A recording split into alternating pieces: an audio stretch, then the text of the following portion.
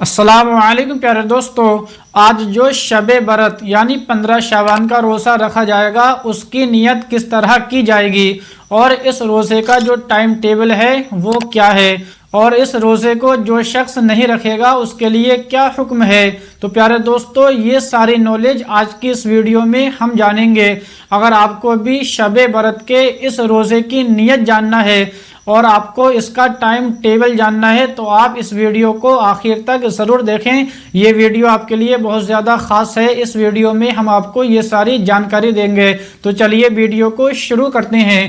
تو پیارے دوستو، سب سے پہلے سوال یہ ہے کہ جو 15 شعبان کا روزہ رکھا جائے گا تو اس کی نیت کس طرح کی جائے گی۔ تو آپ سب سے پہلے نیت جانیں کہ آپ کو شب برت کے روزے کی نیت کس طرح کرنی ہے۔ تو آپ غور سے سنیں۔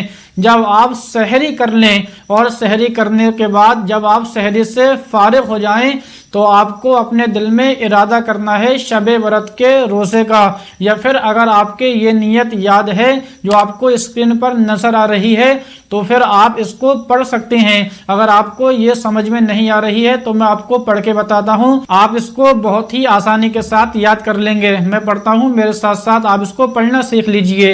وَبِصَوْمِ غَدٍ نَبَيْتُ مِنْ شَهْرِ رَمَضَانَ۔ تو پیارے دوستو، شب برت کے روزے کی جو نیت آپ کو کرنی ہے وہ نیت یہی کرنی ہے۔ آپ کو سحری کرنے کے بعد اس نیت کو کر لینا ہے، آپ کو اپنے دل میں یہ ارادہ کر لینا ہے یا پھر اپنی زبان سے یہ پڑھ لینا ہے۔ تو پیارے دوستو، اس کے بعد جو دوسرا سوال ہے وہ یہ ہے کہ آج کے اس روزے کا جو ٹائم ٹیبل ہے وہ کیا ہے۔ تو آپ اس بات کو غور سے سنیے گا کہ اس ویڈیو کو آپ نہ جانے کہاں سے دیکھ رہے ہیں، اس لیے جو ٹائم ٹیبل ہوتا ہے وہ ہر جگہ کا الگ الگ ہوتا ہے۔ تو آپ کو شب برت کے اس روزے کا جو کنفرم ٹائم ٹیبل ہے وہ ہم نہیں بتا سکتے ہیں۔ آپ اپنے شہر کا جو ٹائم ٹیبل ہے آپ اسی ٹائم ٹیبل کے حساب سے روزے کی نیت کیجئے اور اپنی افطار بھی اسی ٹائم ٹیبل کے حساب سے کیجئے، کیونکہ جو روزے کا ٹائم ٹیبل ہوتا ہے وہ ہر ایک ایریے کا الگ الگ ہوتا ہے۔ تو آپ اس بات کو یاد رکھیے۔ اس کے بعد جو تیسرا سوال ہے کہ اگر کوئی شخص شب برت کے اس روزے کو نہیں رکھے گا تو اس کے لیے کیا حکم ہے۔ تو آپ اس بات کو بھی غور سے سنیے گا۔